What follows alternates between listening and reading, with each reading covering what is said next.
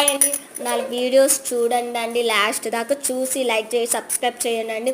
ఇవాళ morning to evening చూపిస్తాను. ఇంక లేవగానే పిల్లలకి రసం కోసం చింతపండు టమాటా ఉడికించి పెట్టానండి. తర్వాత చట్నీకి కూడా వేపేసి కసువులన్నీ చిమ్మేసుకున్నాక ఇంకొచ్చేసేసి ఛాయ్ పెట్టాను. ఒక స్టవ్ మీద ఒక ఛాయ్, ఇంకో స్టవ్ మీదేమో రసానికి అన్నీ వేసేసి మరిగించుకుంటున్నానండి. ఛాయ్ అవ్వగానే అదే స్టవ్ మీద బియ్యాన్ని పెట్టేసేసానండి. ఇంకో స్టవ్ మీదేమో ఇడ్లీ పెట్టేసి పిల్లల్ని లేపి రెడీ చేసి వచ్చి వాళ్ళకి టిఫిన్ పెట్టేసి లంచ్ బాక్స్ కట్టొచ్చే లోపల పాప ఇడ్లీ అస్సలు తినదండి. ఎట్టా వేసిన అట్టయింది.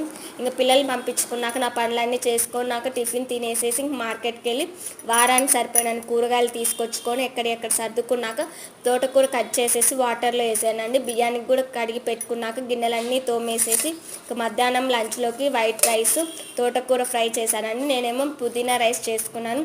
మంచిగా ఒక నిద్ర లేచినాక ఇంకా టిఫిన్కి నానబెట్టుకున్నాను. పాలు ఇరిగిపోయినాయి అండి. ఇంకా పాపను స్కూల్ నుంచి తీసుకొచ్చేట పాల ప్యాకెట్ తెచ్చి మళ్ళీ చాయ్ పెట్టాను. కొన్ని పాలు ఉంటే దాంట్లో చక్కెర వేసి ఇలా చేసి పాలకోవలాగా చేశాను. ఇంకా నైట్ డిన్నర్లోకి వైట్ రైస్ దొండకాయ ఫ్రై చేశానండి. రసం ఉండేలకి తిన్నాక మా ఆయన వస్తా ఫ్రూట్స్ తెస్తే మామిడికాయలు తెచ్చారు. మా బాబు కట్ చేసి ఇమ్మంటే మా అబ్బుకు ఉప్పు కారం వేసేసి మీకు